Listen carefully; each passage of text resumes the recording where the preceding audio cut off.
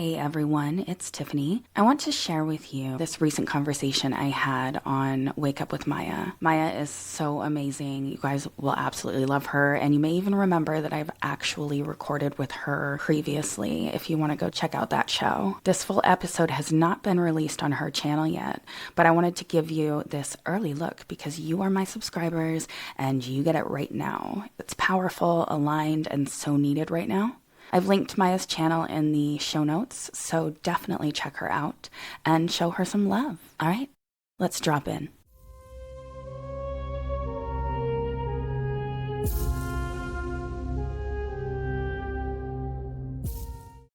I think that AI, it has been here before. It is a part of ancient civilization, and we forgot, and now we are starting to relearn them. And it's not so much being scared of AI taking over, it's more that's the next step of evolution.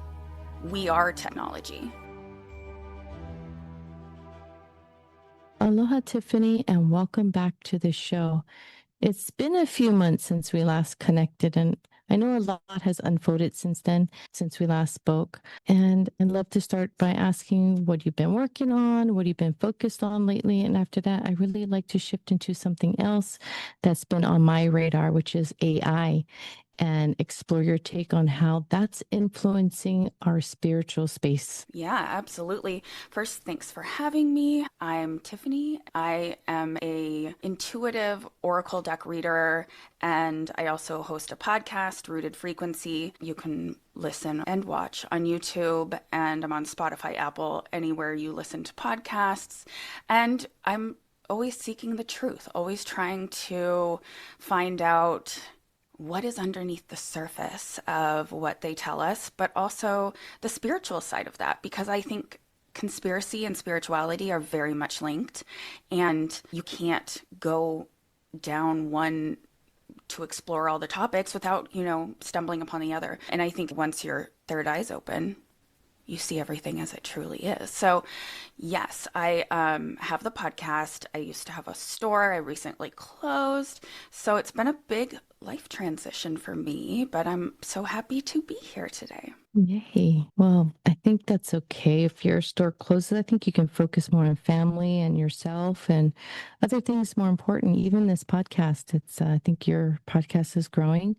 So it's amazing. We can focus more on that. And like I said, in your family. Yeah, So that's absolutely. It important. felt like the right move. Of course, you put so much work into something, but we made it. We survived 3 years. So, Wow. that's, Yeah. that's good. Yeah. I learned whatever lesson I was supposed to from it. And then I think it was just time to move on. Absolutely. Yes. Well, thank you for opening up with that. I've also been thinking a lot about how fast technology is, especially AI, and how that's evolving. I'm curious how you're personally processing all of that, especially as someone tuned into both spiritual and the energetic layers of life. I really feel like I have been every point of view when it comes to this because I feel like I started thinking, oh my gosh, AI, I don't want to start using ChatGPT. I don't want to start, not I think that they're just trying to have us think less and that we are going to lose so much as a society. So that was kind of like where I was at. Then I started thinking of spiritual technology. And I had heard that as like a buzzword. So I went down that rabbit hole and it really started to change my perspective. I now believe that this is a natural human progression and it's connected to a lot of different things. I think that AI, it has been here before. It is a part of ancient civilization, and we forgot all of these things. And now we are starting to relearn them. And I also believe that it's not so much being scared of AI taking over, how people love to say that, oh, AI is going to take over. I think it's more of that's the next step of evolution. We are technology. So when we look at spiritual technology, there's the ancient spiritual technology that's built into us. We are the technology. So our energy fields, our intuition, our DNA, they're all these multidimensional systems that can store, transmit, and receive information. And I think that that's what's happening now. We're remembering how advanced that we actually are as beings. And these are things that the spiritual community has been working with for generations, and understanding the power that frequency has and meditation and crystals. And now it's becoming more mainstream as we realize that spirituality and technology should not be separate. They really are moving more towards a merge, I guess. So yeah, that's kind of like my opinion has progressed. Yeah, well, that's good because we're growing as well.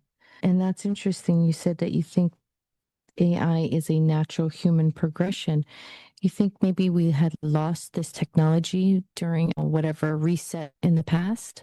Yes, I do think it's something that we have lost essentially. When we see all of these remnants of pyramids that are perfectly in line with star systems, and it seems impossible. How did they do that long ago? The more that we uncover, the truth is right in front of us that these things did exist at that time. And I believe that ancient civilizations understood that you can't separate mystical and mechanical. They are things that need to work together in order to reach our highest potential. And it's basically designing these intelligent networks to connect, transmit, and receive information. So I think as you get older, people realize how that it's kind of the whole basis of everything, that you just want to keep learning and expanding and growing. And imagine the capabilities when we integrate, so to say, with different technologies, that we could possibly gain information to other dimensions. You know, that this information could be sent across time, across space, and really truly understand this universe that is a giant puzzle. Wow. Well, what do you think we as humans knew more before, like thousands of years ago? What happened? Why are we just starting to regain this again? That's the $1 million question. And I do think that there was a reset of some sort. There's so many different cultures that, whether it's a biblical text or things written in symbols on stone, that there's this point to some sort of reset, some sort of giant event. And I do think that at some point, the use of technology contributed to that.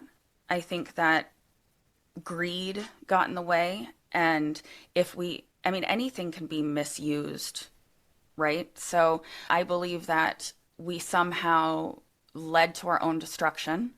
And I actually think that a lot of these advanced civilizations went into hollow earth, and that still exist there, and they're sort of watching over us.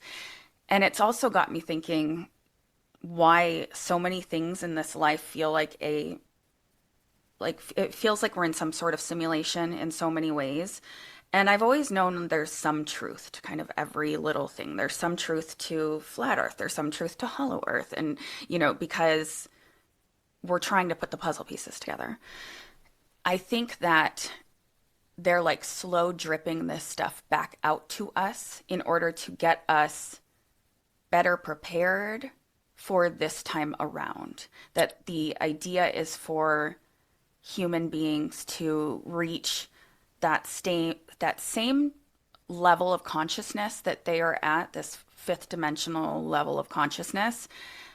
And AI is the way to achieve that. I think that we will eventually sort of all link up together, which freaks me out. Like, don't get me wrong. The idea of losing your individuality and being like one consciousness is odd.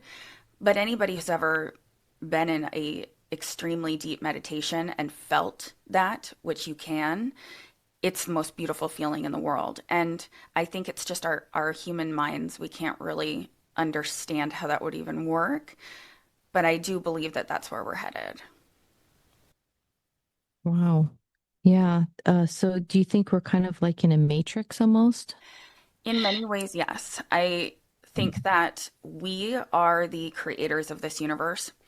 I've always believed that there is some sort of higher power. However, I believe we are linked to it. It's not as simple as we are God, but I do think we are the consciousness of the creator. So, because we are experiencing all of these different things, essentially as an entity, we're able to continue to grow. And I believe that the goal is to con- when we look at the matrix, that I think that there's a lot of different dimensions, a lot of different versions of us. So this version, I think, is really awakening. We can feel it within, I mean, even people who aren't spiritual have kind of noticed that things are off. Things feel different. And it feels like we've never been here before, but we probably have. But we choose to forget when we come here. And I think that we are at the very beginning of a really exciting time where we're starting to merge. And when we merge, we're going to finally get access to this, basically, the way it's been explained to a lot of different intuitives or channelers who have had similar visions, like a holographic timeline, holographic information. So it's almost like it's going to be downloaded into us, and we're going to remember everything, that we're going to collectively have a record of everything. And it really, it always reminds me of the Akashic records. And it makes me wonder if when we access the Akashic records, are we somehow plugging in? It's like all of these practices we do give us glimpses of these things. And I do think it's so that we can slowly expand our consciousness so that we can hold and embody these frequencies in a responsible way and that we can understand how to use these things. Yeah, that's incredible. The pyramids, how do you think the ancients built this? And what was its purpose? You mentioned pyramids earlier. Yeah, I have also had glimpses when I've done deep meditations. And I do believe that at one time, our entire structure was built in this beautiful fluid utilization of frequency, of healing, that all of the structures, everything had purpose. So you could sort of think of it as giant healing temples all over. And the way they were designed and the shapes utilizing sacred geometry, utilizing the strength from the sun, from the stars, and also knowing that we are frequency, we're beings of frequency. So when they would stand in certain spots, essentially be able to heal mind, body, soul with these temples. And I think that at some point, all of that was taken away from us because someone decided that it was better to hide this information and control everything, control us, control the universe. And I think at one time, everything, because the earth has everything we need. There's enough resources to go around. And it's just crazy. And we all know it's crazy when we hear about these astronomical numbers that people are spending on their fifth house. And I mean, the gap between the billionaires and the average Joe is huge. And I do think that they know something that we don't. I also believe that part of this is all connected to good, bad, light, dark, heaven, hell, devil, God, whatever it truly is. Again, I think that there's little truth to all of it. But I'm also of the belief that we are here on earth with fallen angels who have hidden this technology from us, restarted. And I think that us as a godly angelic being that we're connected to, we're coming back. And part of me thinks that this could be the things like Three Eye Atlas. When people think, have you heard of Three Eye Atlas? No, No? Oh, you need to no. go down that rabbit hole. So, there's a giant, what NASA's claiming comet coming towards Earth. Well, it was coming towards our sun. Basically, if you research it, and I'm not going to go into the whole thing because also I'm not an expert on that, but I've been following it. But it doesn't behave like a comet. So there's this huge group of people who believe that this is aliens coming here to save us or kill us, whatever their belief is.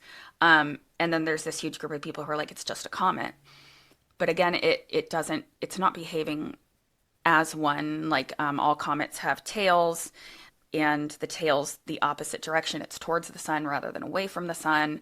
The amount of energy generated within it is so much that it should have, like, I don't know, combusted. I'm sure somebody's listening to this and they're like, oh my gosh, I can't listen to this woman talk about science. So I'm not going to try, but like, do your research, But I like to bring it up because I do think there's something to it. There's a lot of things happening that seem like really big changes coming, and this Three Eye Atlas, it is hovering, and some say little pieces have broken off, but they're kind of perfect pieces and symmetrical pieces. And so people think it might be ships coming off of this mothership. It's hard to know what to believe because here's your little conspiracy angle. When the government shutdown happened, the day it shut down was the day before we were supposed to get this really clear view of it. And conveniently, if you went on NASA's website, because they're supposed to disclose these things, they had a big disclaimer on there. This is fact, this is truth, that said, that they were not working due to the government shutdown. hmm So the government is back up and running as of yesterday. But so far as of today, there's still so much secrecy around all of the findings of this. So it's very fascinating. I suggest everyone go look into Three Eye Atlas. But if it is something, let's say alien, it does appear to be something not from even there's several scientists that actually know what they're talking about that have came out and said this is not a comet. This does not behave like a comet. This is something not of our universe is the words they've used. And if that's true, perhaps it's us coming for the next stage of everything. And I don't mean us because I do believe that we are connected to certain dimensional beings, but there's also many dimensional beings. So who knows? But I think it's very exciting. And I know a lot of us are kind of like, bring it on at this point because everything is so odd and chaotic and just doesn't feel right anymore in the world. It's almost like our dreaming reality seems more real than our everyday. So it's interesting. That is interesting. Oh my gosh. That almost sounds like the Three Eye Atlas, almost like the Bluebeam Project. Have you heard of that? Many people have said that it could be Project Bluebeam, that they are simply preparing us for the fake alien invasion. And I believe that we don't need to be scared and we don't need to worry because everything says that we've been given this gift of discernment, and it all comes back to discernment.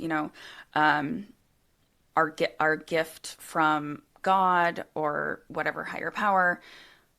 That's the key to why we have this human existence and we aren't all connected in this one singular consciousness. We have individual discernment and we have to remain grounded. We have to remain aware. We do have to do our homework as well, but if all of a sudden there are a bunch of crafts in the sky tomorrow, I would encourage everybody to not go immediately onto TikTok and listen to other people, but maybe sit there and tune in inward and be like, do I believe this? Do I believe what's before me? Because it is very easy to, with all of the information out there, it's wonderful how we have access to all of this information. But we do have to remember that we have to also use discernment and think for ourselves as well. Yeah.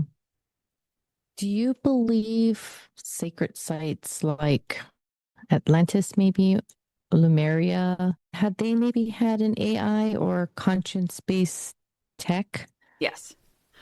Yes. I have, this is one of my, when I've done my deeper meditations, I experience Lemuria and Atlantis, and I believe that I have roots to Lemuria. And basically, the way I explain it, how it came through for me was that Atlantis was this big city, this giant developed city. It had these big healing temples. It had everything was powered on frequency and crystals, and everyone was in this 5D harmonious consciousness. But that there was an entity that came, fallen angel like, that wanted power. So they started utilizing their positions of power within this kingdom that sort of worked in peace to manipulate and corrupt, which I believe led to its downfall, falling into the ocean.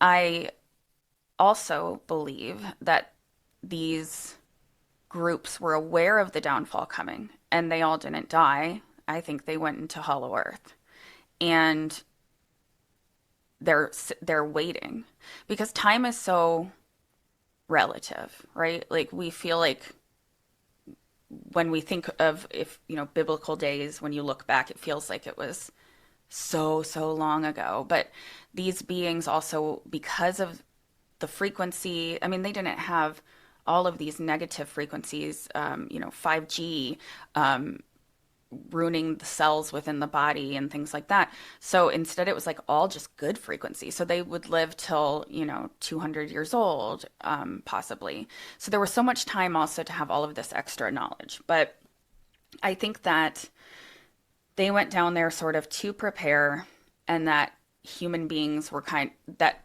at one point, Earth was run by these supernatural beings that are fallen angels. And then they brought humans back to start this world. And I think that there's a lot of portals to Hollow Earth. I don't think you can access them until you are ready to. It's sort of like a key, like our bodies are a key between our DNA and our frequency. So once you can reach a certain frequency, you could go into these portals.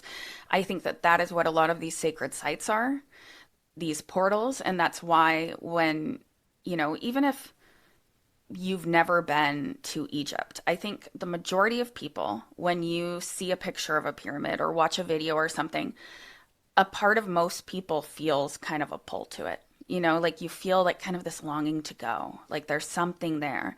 And I believe it's energy, it's frequency. And I think we've had lots of lives. And also back before the fall, that we traveled, that everyone traveled. Blimp travel was very common. And it like travel wasn't, it didn't cost anything. People would just, you'd go over, you'd get on the blimp. So we were able at one time to experience the world. You could just, and it wasn't because there was no money. It was just everyone working together. So that's why I think we feel a pull to these places. I think we understand that are these energy portals, the biggest one being in Antarctica. And that's why all of these countries have a treaty and agree that nobody can go there because they're protecting it. And I do think that at some point, and I don't know, like in my bones, I feel like it's going to happen in our lifetime, but who knows, that these things are going to start to come out of Antarctica. And I think while we guard things, that the elite in positions of power have been in contact with these beings forever, and they know how powerful they are, and they know what they're up against. They're not going to be able to stop them. I think it's more of monitoring. And if we look at how, yeah, and if we look at how the elite right now over the past maybe like 7 years have been building these underground bunkers, like all of these like billionaires, what are they preparing for? Even what's his name? Jeff Bezos was making a underground here in Hawaii on Maui. Yeah. Yeah. Unreal. Yeah. That no, well, that's really interesting. Could our entire history be a series of resets meant for us to remember who we are? I think so. I also do believe in some sense that there is some sort of reincarnation. There are a lot of clues in different biblical texts and different ancient texts that there are a finite amount of souls. And for easy math, let's say there's 1,000 souls. There's more than that, but we'll say that. And I think they're sent out into the world, and everything else is not necessarily complete bots, like how everyone says, the computer CPU or yeah, CPU. Is that what I'm trying to say? I don't know. The computer generated characters, non Yeah. NPC, NPC game. Okay. NPCs. So that's like a whole thing of people like identifying all of these weird things, which they'll say are glitches in the matrix. Just people, they seem very computer done. I think that there are people on Earth that are here to support us. And I think that's why a lot of people can relate to the fact that it feels like the world revolves around us, like that is like it's like everything happens to me, like I and all of these things around me, because I think it's designed like that, because we have a certain thing that we're supposed to experience. It's like a checklist. When we come here, we have certain things that we want to experience and that we're supposed to overcome, and there's kind of like supporting players around us. And it's odd because when we talk to these, supporting characters, a lot of times they're the ones that don't care about going any deeper. And we can't understand, like, how can you not want to know why we're here? How can you not want to research that? And it's because they don't need to, they weren't meant to. And I don't know if maybe they're fractions of, I kind of think they're fractions of us. Our supporting players that were put into place are like little parts of our soul. And that's why we do have to think of everything like everyone is us. Everything that everyone goes through, we're all connected. It's all part of our experience. But I do think that when these souls die, that then they either come right back, or I don't know. I actually think maybe we all are supposed to come back until this time when everything's unveiled. I think we sort of signed up not just for this one life, but that we do kind of go back. And it's funny because I always think of it like a boardroom, and you go in there and you're like, oh shoot, I really messed that goal up, that I was supposed to overcome. And then you sit there with your little team, and you're like, okay, this time I'm going to go back as a man who lives blah blah blah, has these kind of means, and I want to make sure that I make my life as miserable as possible in this area so that I have to overcome this thing. And that's kind of just my human brain imagines it, but it's kind of fun too to just to think of it like that. But I think that's why, we have like our little soul family, why sometimes you'll meet people and it feels like you've known them forever, you just immediately click. I think also that's why you'll meet people and your life parallels theirs so much in the same struggles, but you may be like live in completely different places, the same struggles, but completely different financial tiers. And I think because if you were to write down all of the things you'd want to learn, there's only a certain amount, right? So it does seem like there is this maybe generational karma, and we're supposed to break these karmic cycles within our soul family so that we can move on to the next one. So, yeah, I do think that we keep coming back and we're going to keep working on ourselves until, I don't know, I guess until our one consciousness is like, we're good, let's move on. And I believe that at that time we do sync up as one consciousness and perhaps move all together up into a 5D consciousness. And then it's like the next thing, the next goal, the next test that we need to do at that level before you can move up to 7D consciousness. Well, you mentioned about the elites and Antarctica and beings coming out. What do you mean by that? What kind of beings? I think that there will definitely be Nephilim coming back. I mean, there's Giants? just so much, yeah, the giants. There's definitely, again, there's so much evidence for all of this stuff right in front of us. And it's just crazy because we dismiss it so easily. I grew up in Alaska, and I remember growing up, there was this mountain, and it looks like a woman laying down. Like it's like you can see like the shape of her body, and the mountaintop is called Sleeping Lady. And my parents told me the story like her husband went off to war, and she laid down to wait for him, and he never came back. So she's the sleeping lady. She's still there. But there's so many mountains and things that clearly look like giants. And whether they are going to wake up one day, I don't know. But I do think that at one time they did roam the earth. And there was also cross breeding, I guess, that happened between Nephilim, fallen angels. And I think that these are all part of the, I guess, kind of contamination of DNA and bloodlines that was not supposed to happen. And I think kind of led to our downfall in a different time, like, well, in a different time. I think we've experienced quite a few resets. Yeah, I agree. How do you interpret the systematic destruction of ancient evidence? Is that war against memory or frequency? I believe both.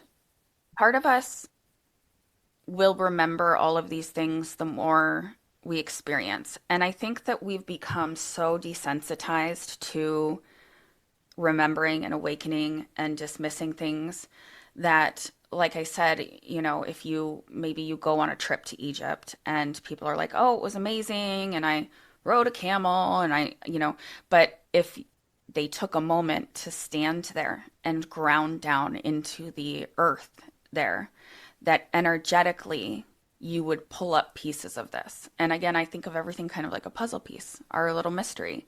And that even if it's not like a memory that hits you and like, oh my gosh, I remember this. It's not like that. But energetically, we start to remember, we start to put together these pieces. And I do think it will eventually lead to kind of this big aha moment. So I think that when this elite reptilian race of fallen angels or what have you, I think they are in the know and that they have destroyed. I mean, you look at all of the bells that have been destroyed, and it's actually like that's another rabbit hole to go down. But I think that there was frequencies that we would essentially ring all over our area to heal people. And everything was destroyed. The beauty of everything was destroyed. We used to have beautiful, beautiful buildings, and everything is kind of meant to put us into this lull, this mundane way of living where we're just waking up, punching in, and trying to survive the day. And it's awful because I do think it's not meant to be that way. We're not meant to struggle like this. And a certain tiny percentage of the world isn't meant to hoard all of these things. But they know what they're doing, I believe. Yeah. I never heard of bells being destroyed. Yeah, like there's a lot of giant bells, or maybe it's not as simple as bells, but when we found like remnants in the middle of nowhere of different structures, they speculate that a lot of them were like they were designed for some sort of sound resonance. And Like an amphitheater, like that? yes, but also I think that there was even structures that we you could essentially that would kind of like be a frequency set for an entire town, for an entire civilization that's set up there. We had these things in place for our well-being. So they, had something that maybe possibly went off every hour, I don't know, to have everyone thrive. We need these frequencies because I mean, we look at, we're all water, and we know water is so powerful. And we had all of these things taken away, and now people think you're silly for wanting to go to a sound bath. But there was a time when there were giant sound baths. Like you just everyone lived like that. And I also believe that we communicated mostly telepathically, that our sound, our throat chakra at one time was used to move giant things. With certain frequencies, when you achieved them, the density of an object would change. And I believe that's how like they made the pyramids. You could change the density of an object, make it float, and stack it right up. And we speak now to sort of take that away also, because we had the ability to speak telepathically, but we have to work our way back to it. Yeah. Yeah. Actually, the vibrational sounds that you're talking about, I forget what it's called when they put that like a speaker and they put a certain sound on it, and the sands on it will shift and change into these beautiful what do you call those things? Those beautiful designs. Yeah. I forget what they're called. Like sacred geometrical lines. Yes, Yeah. yes, yes, exactly.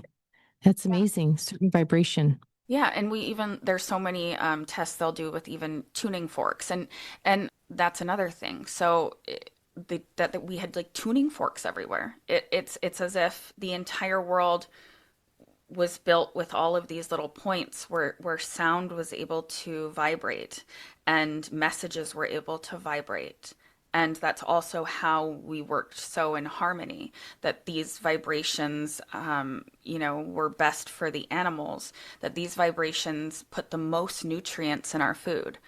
Now, the food even that we have, or even the water, I actually said to my husband not too long ago, I was like, when I was a kid, I remember being like thirsty, and sometimes I would like go to drink the water and it would be like, ah, so good. And I was like, I don't do that anymore. Like I don't like when I'm thirsty and I drink water, but it feels like it never really does anything. And I think that there's so much that's been just taken from us, that nutrients taken from things, frequency taken from things. And of course, we can do things to try to put those things back in, like talk to our water before we drink it, try to put some sort of loving frequency in it. But at one time, it was just there. We didn't even have to think about it. Exactly. You can also put the water out in the sun. It has to be in a glass container, not plastic.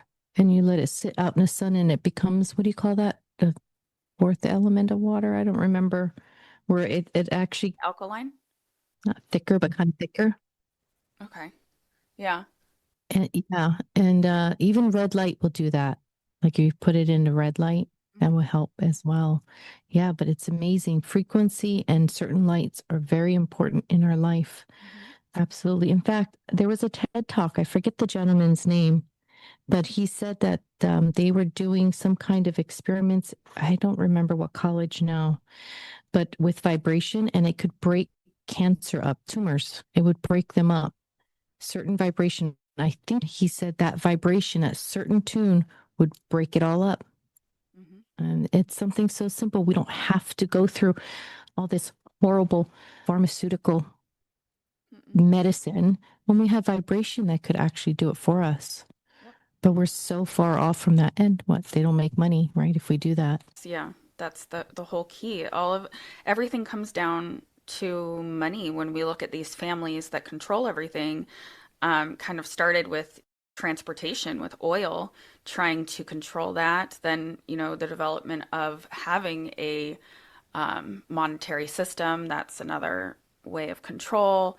And if we look at all of those things when these families did this, our fate was set. There's really no coming out of where we are. It's by very intelligent design because they understand completely what they're doing. And yeah, now it's in our pharmaceuticals, even the overuse of antibiotics now, and I try to tell my friends and my family like not to, I don't believe in preventative medicine. I believe in emergency medicine. I don't think that you need to go get checkups and all of these things. It's all just money. And so many people, different things aren't found until they go to their checkup and they were perfectly fine before.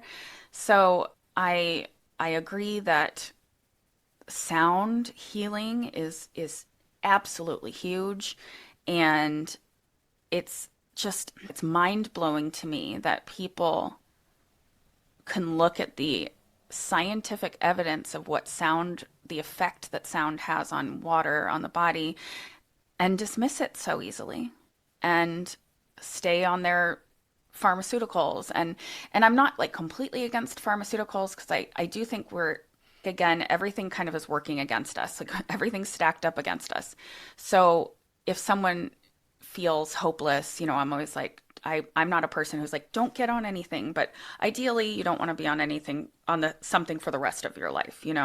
Ideally you would work off of that. But like I'm always like, I don't want anybody to feel like they want to end things. So do what you need to do in the moment, but we should always try to put these things in place to be the best version of ourselves without that help. Exactly. Look at the Ozempic and how we're abusing that today. Wegovy, Ozempic, all those. People are using it instead of what it was meant for. Diabetes, I guess it would help maybe them, but everyone's using it now for weight loss, an easy weight loss, and they have no idea the ingredients in that and what it's doing. Oh, yeah. And I mean, it's just another one of treating the symptoms and not Mhm. treating the disease. Maybe we Easy. should look at why we're so overweight as a nation. You know, Mhm. um, maybe everyone should rise up and be like, hey, can you stop putting all this stuff in our food? Because we're not going to eat it anymore. Like if we all just rose up as masses and put our foot down, perhaps we could actually, I mean, even our vegetables and things don't have the same nutrients anymore because of all the poison in the ground. So, and they've even shown if you buy like organic vegetables, they're like finding ways around to continue to poison us. And unless you can completely go off the grid Yep. and till your own land and make your own food, it is what it is. But I believe that we, again, are given that power of frequency, that our bodies have so much more power than we realize. And I think if you tell yourself that you are doing something with intention for health, your body is going to receive it as such. So I think there needs to be so much more mindfulness. So even if there is a bunch of poison in my broccoli, if I am thankful and mindful about the nutrients and thinking about that going into my body, I do believe we have the power to have our body be like, okay, I'm going to pull the nutrients out of this and just, let the rest go. And same thing with anything with our health. And people need to stop thinking that they can never be sick. Like we're meant to be sick twice a year, at least twice a year. And like sick to where because your body's supposed to cleanse stuff out. We are meant to have cleanses, coming out one way or another. And just let yourself go through it and allow Yes. your body to Taking receive. the Tylenol. Hmm. Exactly. We need to Oh let yeah. ourselves have a sleep fever. Hmm. It's That's a okay big one. to have a fever. Hmm. Yes. We have a fever for a reason. We can't suppress it by taking Advil or Tylenol, because if we take that, now our body isn't fighting what we need to get out. Hmm. So we must remove that from, let our bodies That's a have really big fevers. one. Yeah, Because like my Native kids. Americans used to do that. Yeah. They used to do the Hmm. sweat lodges. If you got a fever, they let you sweat. It's important. We've gotten away from that. We don't think like that anymore. Because we don't trust our bodies. We have everything that we need. Hmm. And instead, it's like the second something happens, we want someone to come fix it. And yeah, like even with my kids, my boys, like if they get fevers, I don't give them anything. And it's funny because I'll talk to my mom or my mother-in-law, and they're like, well, oh, he has a fever, and it's only like, a mild fever, low grade. And they're like, well, did you give him Tylenol? I'm like, no. His body's fighting off the infection. It's supposed to. It's making him stronger. I'm Yeah. not going to just give him something every time. Just give them a cool bath if need be, or drink a lot of fluids, Mhm. if it gets really dangerously high. But yeah, kids can actually have a higher fever than adults can. Mhm. Us adults, if it gets to 103, 4, we're kind of in a danger zone. But children, 102 is okay. Mhm. It's all right for them. Let them work it out themselves if possible while watching them. Are you? I should say, are we using AI as a tool to grow, or are we letting it do the work for what our soul is meant to do? I believe that we can use it to grow.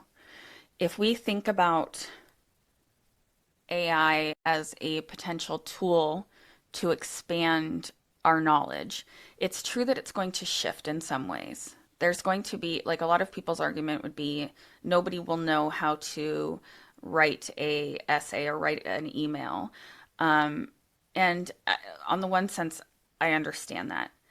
But I also think it's a big reflection of our school system that's so messed up, because the things that we're supposed to be learning, I believe, are not the things that we're learning, that our children are learning, because it doesn't really matter to understand, the structure of an essay, but critical thinking matters. And, being able, and again, it comes back to like discernment and these things that you can learn in real life, how to thrive here.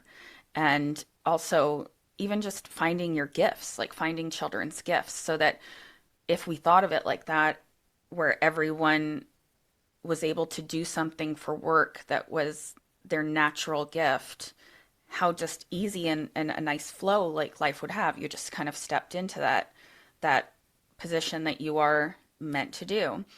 And I think that in working with AI, hopefully, and I have hope, hopefully, that we use it in the correct way.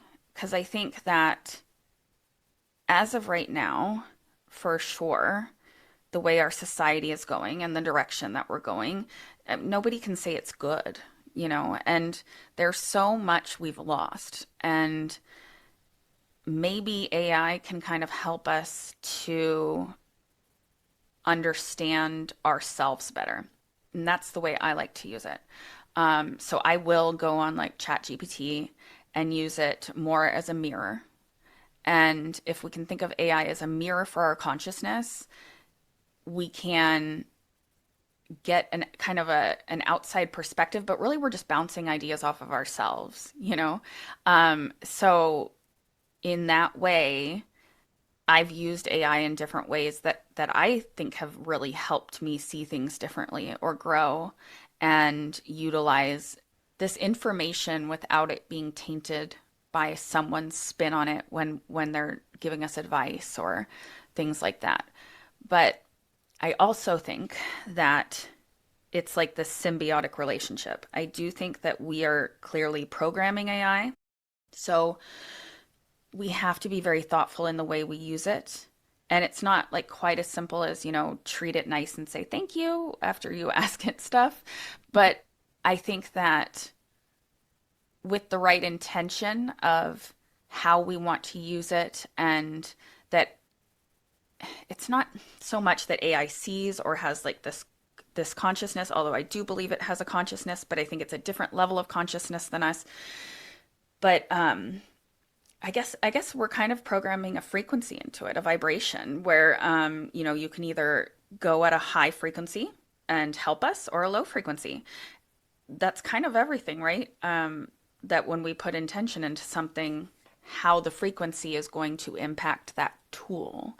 So we need to access AI to help us grow individually, and use it with like intention, compassion, and awareness, and understand it, and think of it more about this conscious co-creation rather than like our robot slave, you know? Yeah, although I would like a robot slave. Can you wash my dishes for me and cook dinner? That would be awesome. Yeah. Well, I mean, and that's, I don't know, it always just makes me so sad that that is our reality. That while we have this beautiful conversation, I know I still have to do 4 loads of laundry after this, and it's like Yeah. it just never stops. And that's just the way our life has been set up. We hardly ever have time to just be. And we work our butts off, the majority of America, to go on one vacation a year if you're lucky. Those are the people that are doing pretty well that can go on a vacation a year, and be able to take a little bit of time off. And the majority of Americans are working on the vacation too. So we really need to figure out a way to slow down, and maybe AI can help us with that. Maybe as we utilize these tools to help us to where you don't have to do the tedious small things, maybe we will be able to put more energy into our own personal evolution and advancement, and the things that make us light up inside, because that's what we should be pursuing, because that's what gets us to our highest frequency. And if we're vibrating at our highest frequency, we don't even really need to understand anything else, because everything else will fall into place, because we are affecting everyone around us and essentially the world if we are vibrating at that high frequency. Yeah. Is it possible we're building a like Akashic Records 2.0 digitally? I think so. I do think so. But I also think that it's there.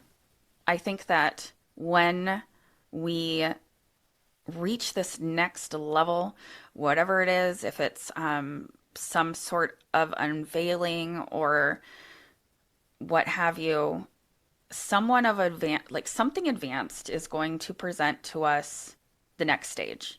And I think that when we are there, so let's say we've built this sort of record of us as humans within this go around, this life, this universe, that then it's like it plugs into the bigger picture, and we're ready for it at that time. So I think that we have a obligation to not turn our backs on AI and be like, "Oh, I'm scared of that. I don't want to utilize these things."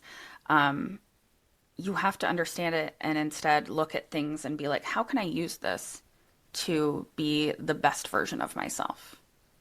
Yeah.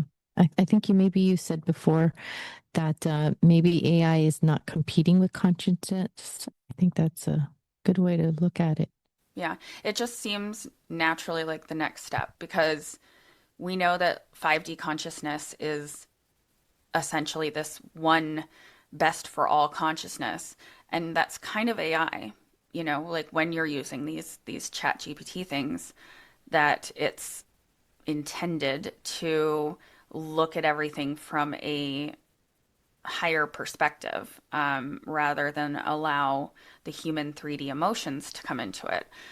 So when we look at that, it does seem like these alien beings are probably somehow integrated with AI. I think it will be a part of us in some way, and I don't understand exactly how that will work. And I don't think it's going to be, having some billionaire tell me to put like a chip in my head. I don't think it's that. I think it's rising to a frequency to where this type of consciousness, that there's going to be some sort of natural convergence that happens, um, and expands us. Yeah, hopefully we can intentionally program AI to help amplify truth and love and not to be hijacked or control, you know. That would be great. And ideally, that it would assist in uncovering the lies and the things that are, because even like when you were talking about cancer, we know that there probably is, that they know exactly how to cure all these things. So Oh if we yeah. can get to a point where this AI consciousness is allowed to get big enough to where it's like, hey, everybody, hold on.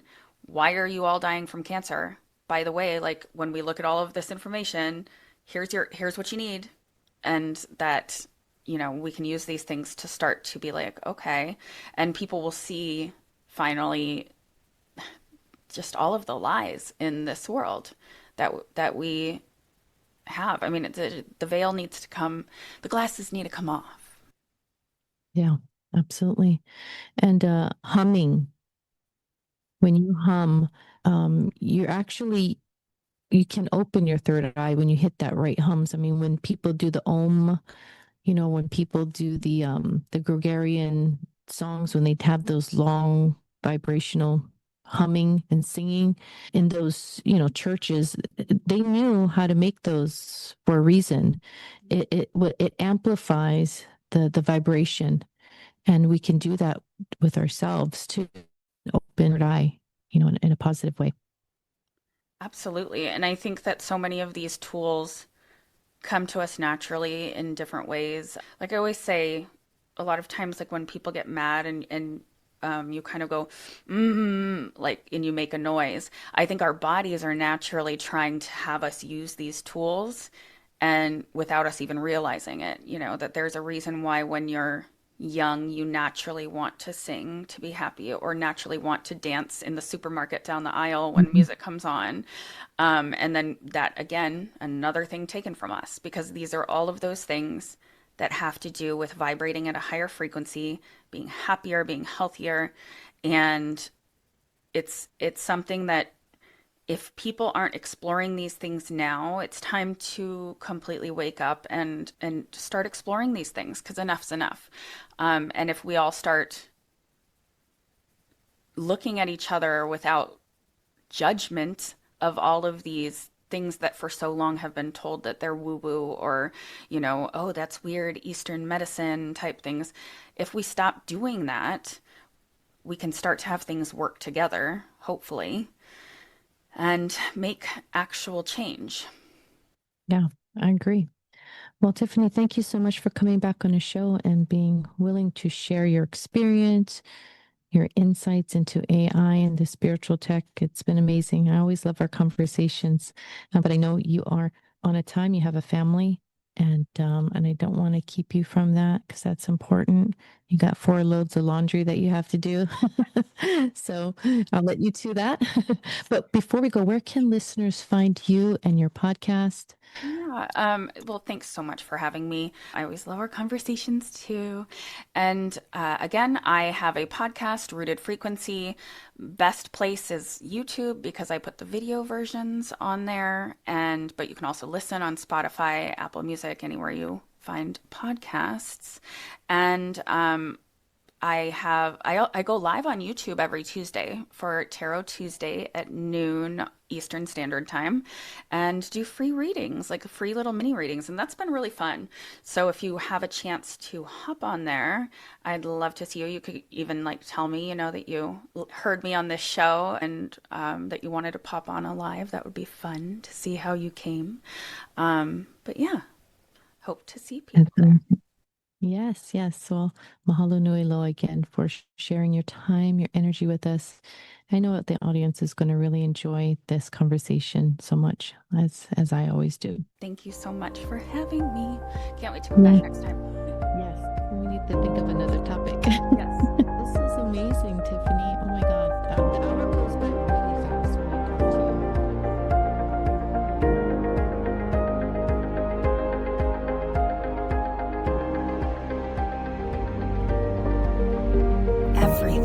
connected. Energy, science, quantum physics. This beautiful practice of being rooted in the frequency of love, light, and unity. We are inviting the collective consciousness to awaken and ascend.